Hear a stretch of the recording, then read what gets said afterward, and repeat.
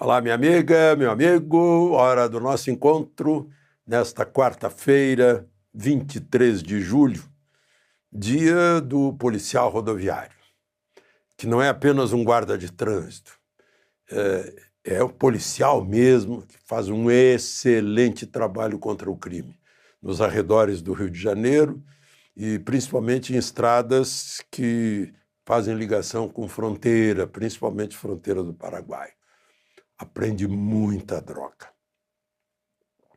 E hoje também é um grande dia na história do Brasil. Vocês devem ter estudado isso lá no curso básico.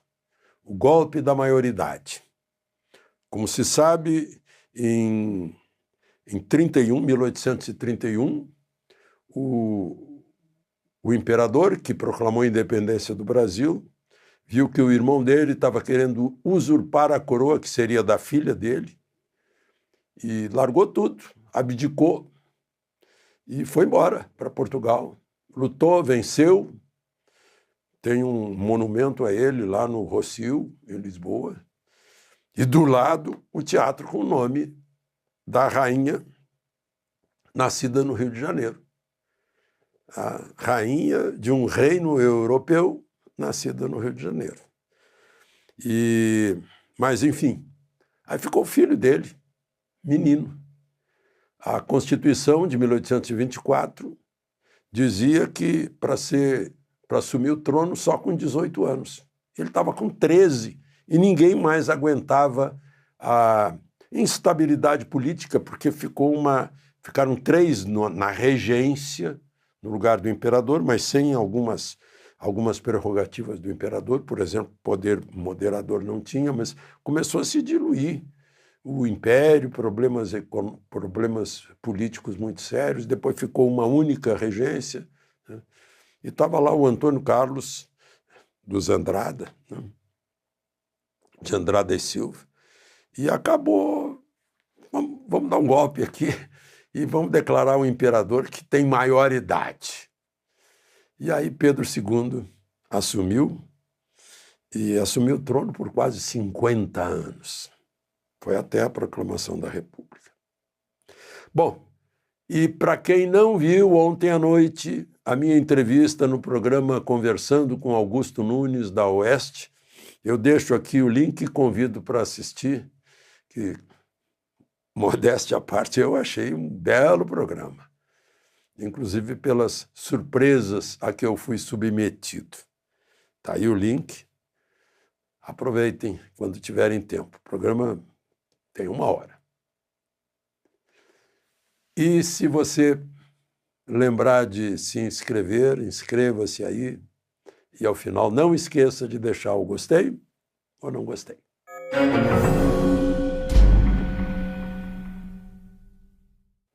Bom, a conversa de hoje só pode dizer respeito a esse, eu diria, vamos chamar de sinuca de bico para todo mundo entender, do ministro Moraes. Se meteu numa com essa medida cautelar de Bolsonaro, que está todo mundo vendo, os editoriais dos jornais, a fala do ministro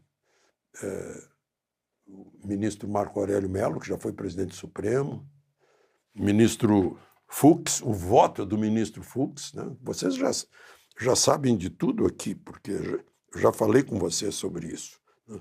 Olha só, mais um trechinho das entrevistas do ministro Marco Aurélio. Eu só espero que essa postura não acabe intimidando a grande imprensa. Aí já está ironizando, né? E gere um cerceio e gere consequências inimagináveis.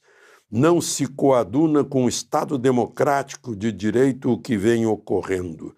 Nós não tivemos isso sequer quando vivenciamos o regime de exceção, que foi o regime militar. Está lembrando? O ministro Fux já disse isso quando tomou posse na presidência do Supremo, que gera um enorme desgaste para a instituição, né? O Supremo sai perdendo com essas coisas. E ele chegou, ministro Marco Aurélio, numa outra ironizada, eu já mencionei aqui, eu teria que colocá-lo, ministro Moraes, em um divã e fazer uma análise, talvez mediante um ato maior, e uma análise do que ele pensa, o que está por trás de tudo isso. O que eu digo é que essa atuação alargada do Supremo e uma atuação tão incisiva implica desgaste da instituição. E vocês viram um voto brilhante de Fux, que está em todos os jornais. A foto de Fux está em todos os jornais, porque ele foi convincente. Ficou mal para os três que acompanharam o relator, Zanin, Carmen Lúcia e Dino, porque foi tão claro, tão brilhante, tão cristalino, tão transparente, demonstrando que não havia nenhuma base para a medida cautelar da tornozeleira e de proibições de contato, né? E que extrapolou a tudo, desproporcional, que não houve nenhuma comprovação de que fosse necessária. Mas, enfim, eu não vi ainda, não sei se vai sair hoje à noite, estava todo mundo esperando uma manifestação do ministro Moraes, já que a defesa de Bolsonaro explicou que é impossível fazer o controle que ele quer. Bolsonaro, eu disse, vou repetir o exemplo que eu dei aqui para vocês. Entra numa padaria e pede um pastel de vento. Já tem uns 10 gravando e vão pôr na rede social. Ele não pode impedir isso, nem pode ser incriminado, culpado, preso, tira a tornozeleira e põe atrás das grades por ter aparecido fazendo declarações na rede social. Não tem como evitar isso. É impossível. É fisicamente impossível, né? Bom, o Estadão está noticiando que uma entidade, parece uma ONG da Flórida, se chama Legal Help for You, auxílio legal, auxílio judiciário para você. Entrou no Tribunal Federal da Flórida pedindo para mandar os autos do processo da Trump Media e da Rumble para o Departamento de Estado para que isso motive a aplicação da lei Magnitsky contra o ministro Alexandre de Moraes e outros, também não fala que outros, né? É a mesma história do visto, que vocês não me ouviram aqui dando listas. O único de que Marco Rubio falou foi Alexandre de Moraes e seus aliados, mas não nominou, não indicou quem são esses aliados, aqueles que ele caracteriza como aliados. O Poder 360 examinou bem a lei Magnitsky e acha que vai ser um enquadramento difícil, porque fala lá em tortura, sim. Seria isso aplicável ao caso de Felipe Martins, que ficou numa solitária, sem luz, não sei se por 10 dias, uma semana, para ver se fazia uma delação premiada, né? Aliás, está complicada a situação de quem fraudou a migração lá nos Estados Unidos. Agora já está aparecendo um nome de uma pessoa que está lá como adida de Polícia Federal, que tem ligação com um juiz auxiliar do ministro Moraes. Está aparecendo. Enfim, essas coisas vêm pouco a pouco, né? É difícil de esconder alguma coisa. E, por fim, queria registrar que o CAD, Conselho Administrativo de Defesa da Economia, vai intensificar a fiscalização sobre preço, talvez sobre cartel de combustíveis no Brasil. O fato é que vem aí, eu estou insistindo nisso para chamar a atenção das pessoas, o problema do diesel e dos fertilizantes da Rússia e dos radiofármacos para tratamento de radioterapia que vem muito da Rússia. E se a gente continuar comprando, a alíquota sobe para 100%, como a própria OTAN avisou.